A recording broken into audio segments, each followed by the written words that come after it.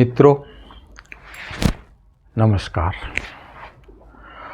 आज हम बात करेंगे जीवन किस तरह से फलता फूलता है। वो सभी के बारे में कहना बहुत मुश्किल है, लेकिन जो आदमी है, जिस समाज में हम लोग रहते हैं, उसी का ज़्यादा महत्व है। पेड़ पौधे भी बढ़ते हैं, पशु पक्षी भी बढ़ते हैं और ये हो जाते हैं, उस पर मेरा फोकस नहीं है। अभी मैं जो कहना चाहता हूँ, जीवन कैसे बढ़ता है।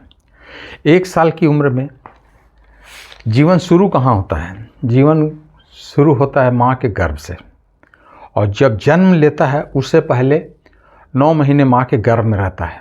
तो जन्म से साल भर पहले जीवन की प्रक्रिया शुरू हो जाती है। 1 साल की उम्र में बिना किसी सहारे के चलने सीख लेना।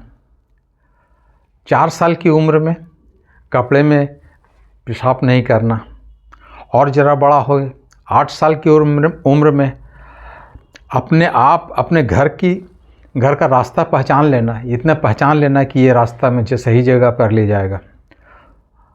12 साल होते होते अपने हम उम्र लोगों के साथ में दोस्ती हो जाना, अपने दोस्तों को पहचानना, कौन आपसे अच्छे से व्यवहार करता है, कौन नहीं करता है। 18 साल की उम्र में कार चलाना सीख लेना, मोटरसाइकिल चलाना सीख लेना, साइकिल चलाना सीख लेना। 23 साल होते होते ग्रेजुएट की डिग्री ले लेना। 25 साल की उम्र में पता है कि अब कमाना होगा, कमाने लग जाना। 30 साल की उम्र तक शादी, गृहस्थ जीवन में प्रवेश। 35 साल में अच्छे खासे पैसे कमा लेना, बैंक अकाउंट बना लेना, बैंक बैलेंस बना लेना। 35 साल की उम्र में 45 साल, 46 साल उसको होते होते बच्चे पैदा कर लेना। 50 साल में उम्र में बच्चों को पढ़ा लिखा के काबिल बना के किसी लायक कर देना। 60 साल की उम्र तक बिना किसी बीमारी के ठीक ठाक अपना काम कर लेना। और जरा उम्र हुई 70 साल, अब बुढ़ापा की तरफ हो रहा है। 70 साल की उम्र में किसी पर बोझ नहीं बनना, ये भी एक तो बहुत बड़ी उपलब्धि है। 80 साल की उम्र में आपकी याददाश्त सही सलामत है तो आप बहुत खुशकिस्मत है। 85 साल की उम्र में जैसे बच्चा कपड़ों में पेशाब करता है, आपकी इंद्रियां शिथिल हो गई, आपको पता नहीं है, आप कपड़ों पे पेशाब करने लगे। 90 साल में बिना किसी की सहायता के चल पाना, ये भी संभव नहीं होता। उसके बाद की मैं बात करूँगा। यहाँ तक तो दिखता है, और उसके बाद ये जीवन का अंत किसी भी तरीके से, मैंने आशा किया जाता है कि 90-100 साल तक आदमी जिएगा।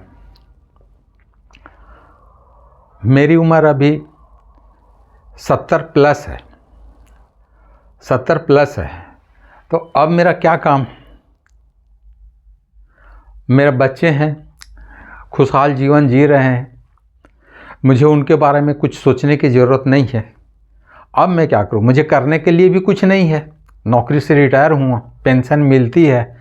मैं जो ज़रूरत की चीज़ें हैं वो मैं उस चीज़ के लिए अपने किसी बाल बच्चे पर या किसी पर भी आश्रित नहीं हूँ। अपना मैं ठीक ठाक चल रहा है। अब जीवित भी हूँ, मर भी नहीं गया हूँ। अब जो भी मेरी तरह इस उम्र के इस पड़ाव में है कि सभी तरह से सक्षम है, बच्चों को उन्होंने इतना बड़ा कर दिया है कि वो अपने पैरों पर खड़े हैं। आपके बच्चे हैं, आप जानते हैं, लायक हैं तो भी आप जानते हैं, नालायक हैं तो भी आप जानते हैं। अब अगर आप स्वतंत्र हैं, बिना किसी पर नहीं है, आपका सभी ठीक ठीक चल रहा है, तब हमको लगता है कि अब समय आ गया आपको परम जीवन के बारे में, उस जीवन में आगे में और इससे आगे की यात्रा, उसके बारे में आपको सोचना चाहिए, उसकी तरफ में बढ़ना चाहिए। सब आपने पा लिया जो आपने पाना चाहा है। आपने जब छोटे थे, कोई भी बच्चा, जो अभी मैंने एक लाइन से बोला कि ये साल में ये हो जाता है, बच्चा करने लगता है, सभी आदमी इसी तरह से करते हैं। इसमें कुछ सफल होते हैं, कुछ नहीं सफल होते हैं। जो दुनिया की नज़र में सफल है, जिसके पास में अच्छा घर है, खाने को अच्छा खासा है, जो सुख सुविधा में, वो दुनिया की नज़र में सफल हैं। लेकिन अगर आप सफल नहीं हैं, आपको लगता है और तो एक और यात्रा है, वो अनंत की यात्रा है। वहाँ पर कभी भी कुछ भी पूरा नहीं होता है और रोज़ नए नए पड़ाव आते हैं। अगर आप एक नए पड़ाव पर आते हैं तो आपको भी संतुष्टि होती है। यात्रा जारी रहती है, नए नए पड़ाव आते जाएंगे, आप संतुष्ट रहेंगे। तो उस यात्रा के तरफ में मेरा इशारा है। अमृत तत्व के तरफ में मृत्यु के बाद में कहाँ जाना है उसके बारे में सोचना है, उसके बारे में समझना है।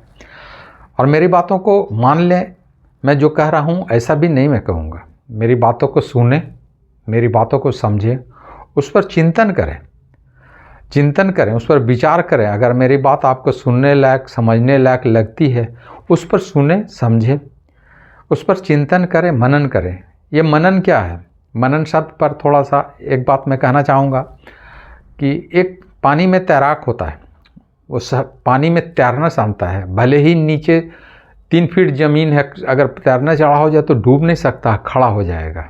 और एक गोताखोर होता है, गोताखोर एक ही जगह में, वो सतह पर नहीं तैरता, गहराई में जाता है, गहराई में डुबकी लगाता है। तो गहराई में डुबकी लगाना मनन करना है। तो आप एक एक शब्द को गहराई से मनन करें।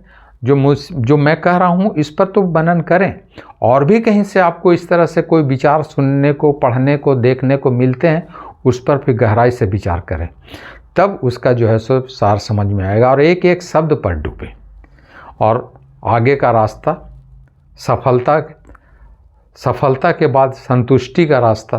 कहते हैं ना, जो आए संतोष धन बाबा, सब धन एक समान रहे। तो वो संतुष्टि कहाँ मिले? अमृत तत्व की तरफ में कैसे जाएं?